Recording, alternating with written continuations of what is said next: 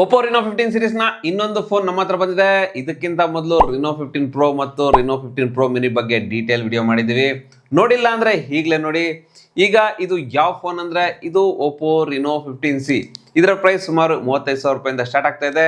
ಇವತ್ತಿನ ವಿಡಿಯೋದಲ್ಲಿ ಈ Reno 15C ನ ಅನ್ಬಾಕ್ಸಿಂಗ್ ಮಾಡ್ತಾ ಇದ್ದೀನಿ.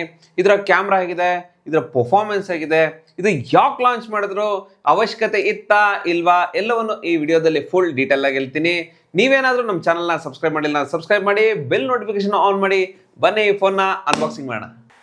ಈ ಬಾಕ್ಸ್ ಓಪನ್ ಮಾಡ್ತಿದ್ದಂಗೆ ನಮ್ಗೆ ಇನ್ನೊಂದು ಬಾಕ್ಸ್ ಸಿಗ್ತಾ ಇದೆ. ಡಾಕ್ಯುಮೆಂಟೇಶನ್, ಈ ಸರಿ ಟ್ರಾನ್ಸ್ಪರೆಂಟ್ ಪೌಚ್ ಕೊಟ್ಟಿದ್ದಾರೆ. ಮೇಕ್ ಯುವರ್ ಮೊಮೆಂಟ್ ಪೌಚ್ ಕೊಟ್ಟಿದ್ದಾರೆ. ಇದು ಓಪನ್ ಮಾಡ್ತಿದ್ರೆ ನಿಮಗೆ ಪಿಂಕ್ ಕಲರ್ ಕಾಣಿಸ್ತಾ ಇದೆ. ಇದ್ರ ಬ್ರ್ಯಾಂಡ್ನವ್ರು ಏನು ಹೆಸರಿಟ್ಟಿದ್ದಾರೆ ಅಂದರೆ ಇದಕ್ಕೆ ಆಫ್ಟರ್ ಗ್ಲೋ ಪಿಂಕ್ ಅಂತ. ಬ್ಯೂಟಿಫುಲ್ ಆಗಿದೆ, ಬಿಲ್ಡ್ ಕ್ವಾಲಿಟಿ ಚೆನ್ನಾಗಿದೆ. ಇದು ಕರ್ಡ್ ಡಿಸ್ಪ್ಲೇ ಅಲ್ಲ, ಪ್ರೀಮಿಯಮ್ ಆಗಿ ಕಾಣುತ್ತೆ, ಐಫೋನ್ ಲುಕ್ ಥರನೇ ಕಾಣುತ್ತೆ. ಆನಂತರ ಇದು ಓಪನ್ ಮಾಡ್ತಿದ್ದಂಗೆ ನಿಮಗೆ 80 ವಾಟ್ಸ್ ಅಡಾಪ್ಟರ್ ಸಿಗ್ತಾ ಇದೆ, B2C ಕೇಬಲ್ ಸಿಗ್ತಾ ಇದೆ, ಸಿಮ್ ಎಜೆಕ್ಟರ್ 2 ಸಿಗ್ತಾ ಇದೆ. ಈ ಫೋನ್ಗೆ ಒಂದು ಪ್ರೀಮಿಯಂ ಟೆಂಪರ್ ಗ್ಲಾಸ್ ಹಾಕ್ಸ್ಕೊಂಡ್ರೆ ಸಾಕು, ಇನ್ನೇನು ತಗೊಳ್ಳೋ ಅವಶ್ಯಕತೆ ಇಲ್ಲ. ಈಗ ಈ ಫೋನ್ನ ಡಿಸೈನ್ ಕಡೆ ಬಂದರೆ, ಈಗ ನಮ್ಮ ಹತ್ರ ಇರೋದು ಆಫ್ಟರ್ ಗ್ಲೋ ಪಿಂಕ್ ಕಲರ್. ಇದರ ಡಿಸೈನ್ ಪ್ರೀಮಿಯಂ ಆಗಿದೆ. ಇದರ ಜೊತೆಗೆ ಇನ್ನೊಂದು ಕಲರ್ ಕೂಡ ಸಿಗುತ್ತೆ, ಇದೆ ಟ್ವಿಲ್ಟ್ ಬ್ಲೂ. ಎರಡೂ ಕಲರ್ ಕೂಡ ಚೆನ್ನಾಗಿದೆ. ಇದರ ಕ್ಯಾಮ್ರಾ ಮಾಡಲ್ ಮೇಲೆ ಲೈಟ್ ಬಿದ್ದಾಗ ರೈನ್ಬೋ ಕಲರ್ ನೋಡೋದಕ್ಕೆ ಸಿಗುತ್ತೆ. ಸ್ವಲ್ಪ ಯೂನಿಕ್ ಆಗಿ ಕೂಡ ಇದೆ.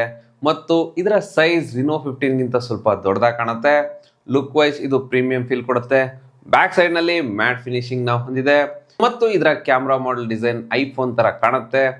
ಈ Reno 15 ಸೀರೀಸ್ ನಲ್ಲಿ ಎಲ್ಲ ಫೋನ್ಗಳು ಆಲ್ಮೋಸ್ಟ್ ಸೇಮ್ ಇದೆ, ಜಾಸ್ತಿ ಏನು ಡಿಫ್ರೆನ್ಸ್ ಇಲ್ಲ.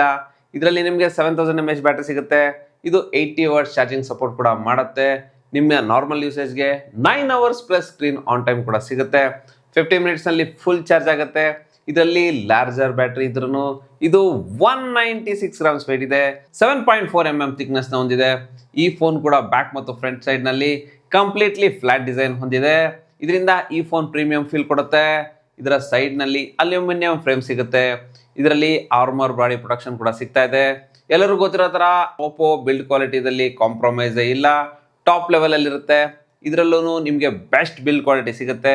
ಜೊತೆಗೆ ಇದಕ್ಕೆ IP68 IP69 ರೇಟಿಂಗ್ ಸಿಗ್ತಾ ಇದೆ. ಇದರಲ್ಲಿ ನೀರು ಬಿದ್ದರೆ ಏನಾಗಲ್ಲ, ಹಂಗಂತ ಬ್ರ್ಯಾಂಡ್ನವ್ರು ವ್ಯಾರಂಟಿ ಕೊಡಲ್ಲ. ನೀವು ಇದನ್ನ ನೀರಲ್ಲಿ ಜಾಸ್ತಿ ಹಾಕಕ್ಕೆ ಹೋಗ್ಬಿಡಿ. ಇನ್ನು ಇದರ ಪೋರ್ಟ್ಸ್ ಮತ್ತು ಬಟನ್ಸ್ ನೋಡೋದಾದ್ರೆ, ಈ ಫೋನ್ನ ರೈಟ್ ನಲ್ಲಿ ಪವರ್ ಬಟನ್ ಮತ್ತು volume up and down button ಸಿಗ್ತಾ ಇದೆ. ಈ ಫೋನ್ನ ಕೆಳಗಡೆ speaker, type C charging port, microphone, dual nano SIM card slot ಇದೆ.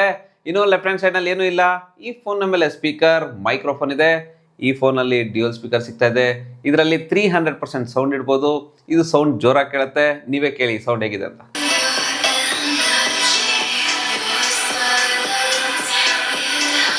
ಈಗ ಇದರ ಡಿಸ್ಪ್ಲೇ ಬಗ್ಗೆ ಮಾತಾಡೋಣ. ಇದರಲ್ಲಿ ನಿಮಗೆ 6.57 ಇಂಚಸ್ FHD+ ರೆಸಲ್ಯೂಷನ್ ಡಿಸ್ಪ್ಲೇ ಸಿಗ್ತಾ ಇದೆ.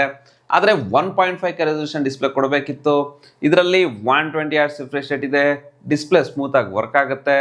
ಇದು HDR10+ ಸಪೋರ್ಟ್ ಮಾಡಲ್ಲ. ಆದರೆ ಯೂಟ್ಯೂಬ್ನಲ್ಲಿ 4K ಕಂಟೆಂಟ್ ಸ್ಮೂತ್ ಆಗಿ ಪ್ಲೇ ಆಗುತ್ತೆ, ಯಾವುದೇ ಲ್ಯಾಗ್ ಫೀಲ್ ಆಗಲ್ಲ. ಕಲರ್ಸ್ ವೈಬ್ರೆಂಟ್ ಆಗಿ ಬರುತ್ತೆ. ಫ್ಲಾಟ್ ಡಿಸ್ಪ್ಲೇ ಇರೋದ್ರಿಂದ ಕಂಟೆಂಟ್ ವ್ಯೂಯಿಂಗ್ ಎಕ್ಸ್ಪೀರಿಯನ್ಸ್ ಚೆನ್ನಾಗಿದೆ. ಇದರಲ್ಲಿ 1400 ನೀಟ್ ಪೀಕ್ ಬ್ರೈಟ್ನೆಸ್ ಸಿಗುತ್ತೆ. ಇದರ ಡಿಸ್ಪ್ಲೇ ಬ್ರೈಟ್ ಆಗಿದೆ. ಇದನ್ನ ಔಟ್ಡೋರ್ ಅಲ್ಲಿ ಟೆಸ್ಟ್ ಮಾಡಿದಾಗ ಬ್ರೈಟ್ನೆಸ್ ಇಂಪ್ರೆಸಿವ್ ಆಗಿತ್ತು. ಮತ್ತು ಇದರ ಬ್ಲೆಜರ್ ಸೆನ್ಸಿನ್ ಕಡಿಮೆ ಇದೆ, 92.87% ಸ್ಕ್ರೀನ್ ಟು ಬಾಡಿ ರೇಷಿಯೋ ಇದೆ. ಇದರಿಂದ ವಿಡಿಯೋಸ್ ಫುಲ್ ಡಿಸ್ಪ್ಲೇ ಅಲ್ಲಿ ಪ್ಲೇ ಆಗುತ್ತೆ. ಓವರ್ ಆಲ್ ಇದರ ಡಿಸ್ಪ್ಲೇ ಚೆನ್ನಾಗಿದೆ. ಆದರೆ 1.5K ರೆಸಲ್ಯೂಷನ್ ಜೊತೆಗೆ HDR ಸಪೋರ್ಟ್ ಕೂಡ ಕೊಡಬೇಕಿತ್ತು. ಇನ್ನು ಇದರ ಪರ್ಫಾರ್ಮೆನ್ಸ್ ಬಗ್ಗೆ ಮಾತಾಡೋದಾದ್ರೆ, ಇದರಲ್ಲಿ ನಿಮಗೆ ಸ್ನ್ಯಾಪ್ಡ್ರ್ಯಾಗನ್ 6 Gen 1 ಪ್ರೊಸೆಸರ್ ಸಿಗ್ತಾ ಇದೆ.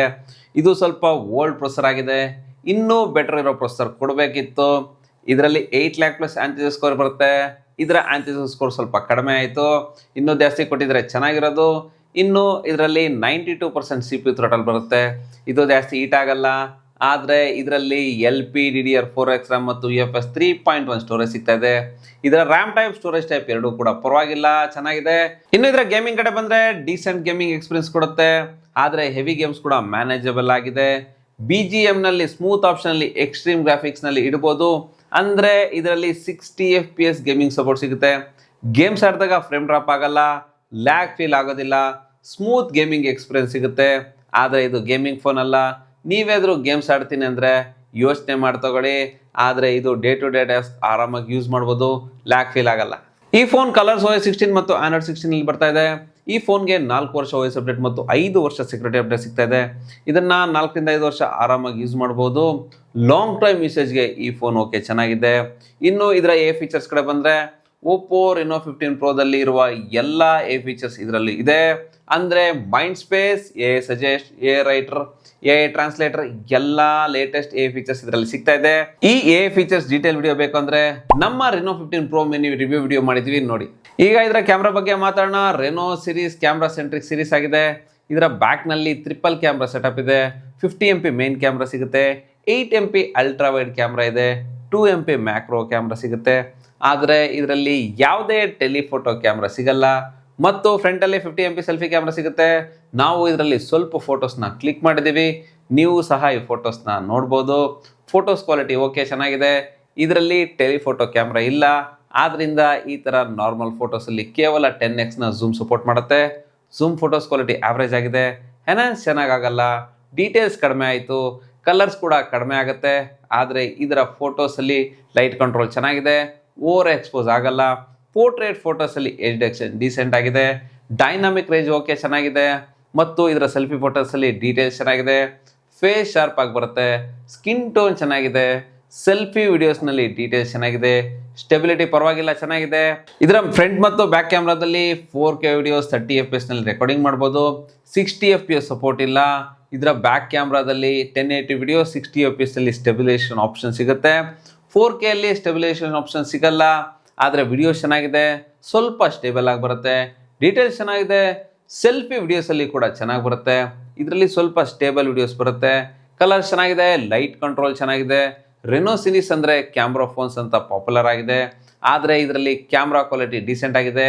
ಇದರ ಕ್ವಾಲಿಟಿ ಇನ್ನೂ ಬೆಟರ್ ಮಾಡಬೇಕಿತ್ತು. ಈ phone 8GB RAM 256GB storage ಮತ್ತು 12GB RAM 256GB ಸ್ಟೋರೇಜ್ ಈ ಎರಡು ವೇರಿಯಂಟ್ ನಲ್ಲಿ ಸಿಗ್ತಾ ಇದೆ. ಈ ಫೋನ್ 35,000 ರೂಪಾಯಿಂದ ಸ್ಟಾರ್ಟ್ ಆಗ್ತಾ ಇದೆ. ಇನ್ನು ಇದರ ಕನೆಕ್ಟಿವಿಟಿ ಕಡೆ ಬಂದ್ರೆ ಇದರಲ್ಲಿ ಮಲ್ಟಿಪಲ್ 5G ಬ್ಯಾಂಡ್ ಸಿಗುತ್ತೆ, Wi-Fi 6 ಇದೆ, ಬ್ಲೂಟೂತ್ 5.4 ಸಿಗುತ್ತೆ, IR ಬ್ಲಾಸ್ಟರ್ ಇದೆ, ಆದರೆ NFC ಸಪೋರ್ಟ್ ಸಿಗೋದಿಲ್ಲ. ಸೊ ನಾನು ಈ ಫೋನಲ್ಲಿ ನೋಡಿದ ಎಲ್ಲ ಪಾಯಿಂಟ್ಸ್ನ ನಿಮ್ಮ ಜೊತೆಗೆ ಶೇರ್ ಮಾಡಿದ್ದೀನಿ. ನನ್ನ ಪ್ರಕಾರ ಈ ಫೋನ್ ಒಪ್ಪೋದವರು ಲಾಂಚ್ ಮಾಡಬಾರ್ದಾಗಿತ್ತು. ಇದರಲ್ಲಿ ಜಾಸ್ತಿ ಸ್ಪೆಸಿಫಿಕೇಶನ್ ಸಿಗ್ತಾ ಇಲ್ಲ. ಇದನ್ನು ಬಿಟ್ಟು Reno 14ನ ತಗೊಳ್ಬೋದು, ಅದು ಚೆನ್ನಾಗಿದೆ. ಆದರೆ ಈ ಫೋನ್ ಬಗ್ಗೆ ನಿಮ್ಗೇನು ಅನಿಸ್ತು ಅಂತ ಕಮೆಂಟ್ ಮಾಡಿ. ಈ ವಿಡಿಯೋ ಇಷ್ಟ ಆದರೆ ಲೈಕ್ ಮಾಡಿ, ನಮ್ಮ ಚಾನಲ್ನ ಸಬ್ಸ್ಕ್ರೈಬ್ ಮಾಡಿಲ್ಲ ಅಂದರೆ ಸಬ್ಸ್ಕ್ರೈಬ್ ಮಾಡಿ. ಮತ್ತೆ ಹೊಸ ವಿಡಿಯೋ ಜೊತೆಗೆ ಸಿಗೋಣ. Ravikumar signing off. Thank you, ಧನ್ಯವಾದಗಳು.